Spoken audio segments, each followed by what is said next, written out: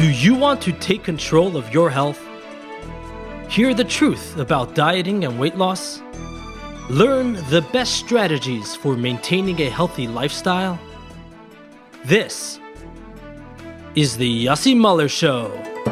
And welcome to the show. I'm Yossi Muller. And I'm Duddy Muller. Duddy is a chef with a background in nutrition. Yossi is a nutritionist with a background in nutrition. Every show we do, we take another myth and debunk it. Crush it. Today's topic is, if I break the diet, I may as well give up. Now, this is not technically a myth in the usual sense, because it's not misinformation that is widely believed to be true. It's something we know deep down isn't true, but it's so common that people think this way, and it's so deeply ingrained that we're going to include it with the myths. People have this notion that if they break the diet, they may as well give up. They may as well keep breaking the diet. They may as well keep on eating whatever it is they're not supposed to be eating. Why do people let this push them to give up? And why are they wrong? I'm going to explain this in a different way than I typically explain things in order to give over the concept. There's a voice in our head that tells us to break our diet. This is the voice of impulse, short-term pleasure, Instant gratification. What does the voice say? Let's go eat. Now, the voice is very clever. It doesn't just say go eat, but it comes up with creative ways to get you to break your diet.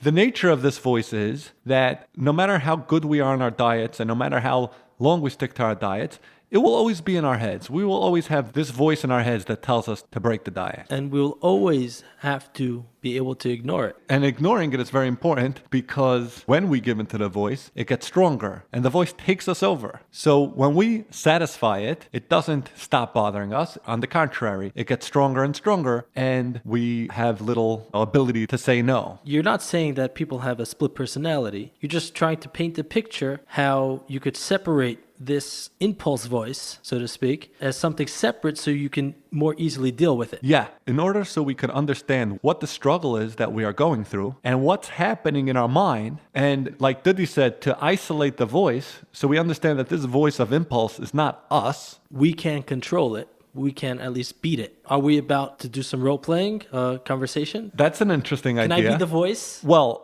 before we get to that, I want to explain to people that we are in charge of how we respond to the voice. We are not helpless. If we want, we could say no. The voice is there, and the voice is trying to convince us, or you, to do whatever it is that you shouldn't be doing in that situation, but it's still you that makes the decision. And how do you know? So I'm going to quote Dr. Glenn Livingston, who wrote a book, Never Binge Again, which is all about this topic of the voice in our head that tells us to break the diet. He said, the proof that you are in charge is, why does this voice even talk at all? Why doesn't it just get up and eat?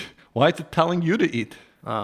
Because it can't. It can't. The voice in your head could do nothing. It could only try to get you to do something. That's why it talks. You are in control. So Diddy, you wanted to do some role playing, and one of us will be the voice and one of us will be the person who's trying to stick to the diet. So in our situation, what is the voice telling us? And if we go through it step by step and we do some role playing, we'll see how the voice keeps coming up with excuses why we should break the diet. And we'll also see how when you ignore it, the voice gets weaker and eventually stops bothering you. Of course, we'll come back again later, but in any given moment of temptation, the voice gives up if you keep saying no. So Diddy, you're going to be the voice? Yes, I want to be the voice of impulse. Okay, so I'm going to be the person on the diet. Diddy's going to be the voice of impulse. Diddy, you could take over. Hello. No embellishment. Okay.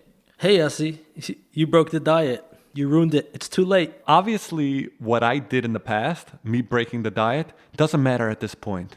It's whatever I do moving forward that will determine whether I succeed or not. You killed the day already. Why are you bothering? Just start again tomorrow. The body does not work by days. It works by calories. Whatever calorie I consume from this point on is going to result in weight gain. Whether it's the same day or a different day, it doesn't matter. You're a failure, clearly. There's no point in trying. Well, success isn't about never messing up. People who are successful mess up. Do you know why I started a diet? I wasn't eating properly before I started the diet.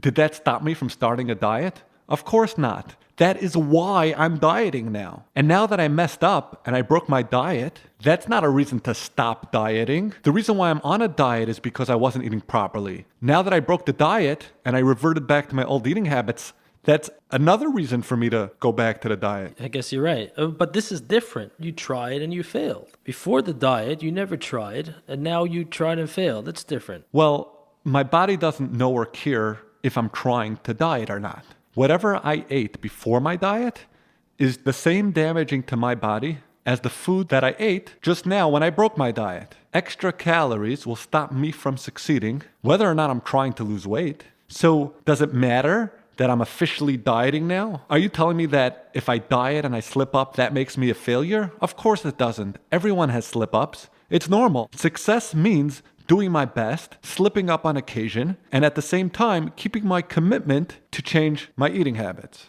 So, Yossi, you brought up a few points in your responses to the voice in your head, me. I was wondering if you could elaborate a little bit on that, if we could discuss them. Sure. Okay. You mentioned before that what a person who's on a diet or not on a diet did in the past doesn't affect what they're supposed to do right now. It's whatever we do going forward. You don't look at what happened in the past. Right now, what should you be doing? You should be following your diet. The fact that you didn't follow your diet before doesn't change the fact that right now, the best thing for you is to follow your diet. And the proof of that is that you know why you went on a diet in the first place? Because you weren't eating properly. So, of course, that's not a reason to stop. Right. Do I no longer want to lose weight because I broke my diet? Now I have more weight I need to lose. So I for sure want to follow my diet. When I broke my diet, did I suddenly reach my target weight? Whatever excuses you're making to stop the diet, if you think you ruined it, of course you didn't ruin it. There's nothing to ruin. Whoever you will be from this point on will be a result of whatever you do from this point on. There's nothing ruined. You're not even going to say that the day is ruined because breaking it up by a day is just a silly way to do it. It's a clever trick that the voice does to you to push off your motivation until tomorrow, which maybe then you also won't have the motivation. Maybe. Obviously you won't. Right. If because you can't tomorrow do it now, you could push it off again. Right. And even if you are in the mood of following your diet tomorrow, I have some unfortunate news for you. The reason why people succeed at dieting is not because they follow the diet when they're in the mood. It's because they follow the diet even when they don't feel like it. And now is when you don't feel like it. So first problem with waiting till tomorrow is you'll just push it off again till the next day. But even if you didn't, that's not the point. If you only stuck to the diet when you're in the mood of sticking to the diet, you will not be in the mood often enough to get to where you want to go and certainly not stay there. I like what you said about success isn't about never messing up. Successful people obviously do mess up and they start again. The overwhelming majority of people who have successfully lost and maintained weight have many, many mess ups that they can point to. And they say, you know what the secret to my success is? Not that I didn't mess up, but that when I messed up, I went back on track. Here's a true fact. I once spent 28 years of my life not following a diet. The first 28 years of my life, I did not follow a diet. And then I still was able to lose 35 pounds. Even after 28 years of not following the diet. And you didn't follow the diet for one meal, for a half a day, and now you can't diet anymore? Everyone starts off their life not dieting. So if you're in a position that you need to diet, you spent that much time. I spent 28 years. Some people spent more not dieting properly. And then they still lose weight. When you started to diet, you knew you could lose weight. It's just as true now as it was when you started your diet. Now, one thing that's tricky is that there's a bit of a conflict because on one hand, we have to have an attitude that it's not okay to break the diet. Absolutely. Because it isn't okay to break the diet. People who consistently break their diets have a tendency to consistently not follow their diets. So on one hand, it's not okay to break the diet. But on the other hand, if you do break the diet, you don't want it to get to your head and then prevent you from continuing your diet. You have to understand that you will break your diet. And it's normal to break your diet, even if you try your best not to. Knowing that something might happen and preparing yourself for it is a lot different than,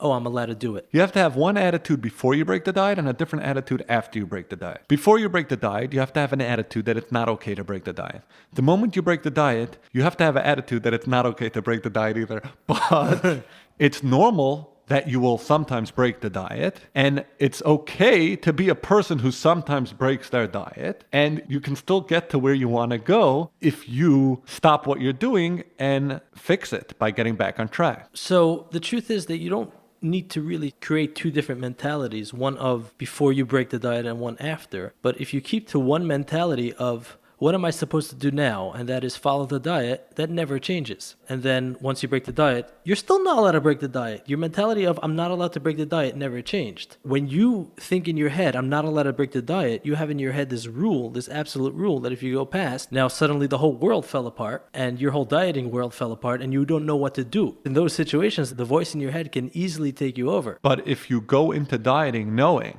that it's inevitable that you will break your diet and your job is to do the best you can not to, if your attitude is that it's not okay to break the diet and you work really hard not to, then the number of times you break the diet might not be too much. And then, should you break your diet like we all do, then you can get back on track because it's not okay to break the diet. But if I do, we're human beings. Be careful that if you do break your diet, not to overreact the other way and say, oh, I won't eat now. Tomorrow I'm going to eat 1,000 fewer calories. That's a big tendency I know I used to have, is that if I broke my diet, I feel like I have to fix it by eating even less than what the diet allows me to. I never really have that problem because I really like food. Okay, so I also really like food. I don't think you have the appreciation for food. You're a nutritionist. I'm a chef. Are you kidding? Where do we even start? Did you ever eat a pie of pizza not cut up as a snack? No. So we all love food. Anyone who is listening to this show loves food, and anyone who is co-hosting this show loves food, including me. So you were saying that you never had this tendency to fix it. I never had the tendency to overcompensate the other way, but I do know people who have that tendency. Just by watching them, I could tell how difficult their dieting becomes and how it boomerangs back on them. The next day or the day after, they'll overeat to compensate their undereating, and they get out of the flow of the dieting. It makes it more and more difficult. Exactly, because if you think about it, dieting is very difficult, even when you're following the diet, even when you're eating all the food that you're allowed. Even with being allowed to eat all the food that your diet entitles you to, you had a weak moment and you broke the diet. So if you punish yourself by being stricter than the diet, then you will certainly have another weak moment and break the diet again, and it will keep happening over and over again. Our goal as overweight people is to be like thin people. There are thin people who are able to be thin without having to work on it, and it's a sore topic for me and for anyone I know who's trying to lose weight. And one thing we can learn from them is that they overeat just like we overeat. But when they overeat, one difference is they don't punish themselves afterwards. You ever heard of a thin person who eats more than they should and then they punish themselves by fasting for 2 days? Of course not. They just go back to their regular eating habits, which for them, thankfully for them, doesn't result in weight gain. So we have to go back to our regular diet so that we can lose weight and eventually maintain it. I actually have a story that follows along the idea of this topic. The other day when I got out of my car, I bumped my head on the top of the inside of the door. Why? I guess I'm too tall for the car. I don't know. I bumped my head. Did you just get this car? No, I was maybe in a hurry. I don't know. I remember bumping my head, and that's the end of the story. Okay. That's the whole story. So some of you may not be so impressed with this story, but even though the story is not so impressive, this is just one of many stories about Duddy. And whatever he doesn't have in quality, he makes up for in quantity. He has so many such stories. I can explain why this story didn't continue. Because sorry. Did I interrupt your story? Not really. The story was over, but I can explain why the story ended there and didn't go further. Oh, wow. There's a sequel. Anyway, I didn't think to myself that once I have a headache from bumping my head, I may as well keep bumping my head, so I will always have a headache. I want to live life without headaches, so I will try to follow a strict regimen of not bumping my head against my car. You, who want to live life without the excess weight, you should try to follow your diet. If you break your diet, that's not a reason to continue breaking your diet. You have a problem. You broke your diet, but you still don't want to have that weight. So you follow a strict regimen of not breaking your diet in the future. If it turns out that you have a problem keeping to your diet, then you should address the issue by perhaps going to a nutritionist or figuring out what the real issue is behind your problem. But your problem is that you're not sticking to your diet. You should continue sticking to your diet after you break your diet. That's true. And I do want to point out that even though this is very important to know, try to put some time and thought and energy, not just into this idea of when you break your diet, it shouldn't push you to give up, but even more important, to not break the diet in the first place. Right, absolutely. Because you see how much trouble Duddy and I are going through trying to convince you that when you break your diet, you shouldn't give up. And I'm telling you right now, next time you break your diet, this is going to go through your head and it won't necessarily even have impact. When we break our diets, we become a very different person. Something changes in our body, in our brain, in our taste buds, in our stomach. It's very difficult to go back on track when you break your diet. So while it's true that if you break your diet, it shouldn't be a reason to give up, invest some energy in making sure you don't break the diet in the first place, or minimize the amount of times you break your diet in the first place. Well, here's an exercise you can try, which whether you break your diet or not, you very often will have this voice in your head, and try to respond to it and see if you can have a conversation like we had. Because when you can have a conversation, it will be oftentimes much easier to make the good decision. Yeah. Don't be a person who's controlled by a voice in your head. Yes, your instinct doesn't control you. You control your instinct, hopefully. And we want to remember that it's not just breaking the diet that makes people fail. It's the tendency to add mistake onto mistake, like the person who keeps bumping his head on the roof of his car. You've reached the end of this episode. Thank you for listening. We hope you join us next time.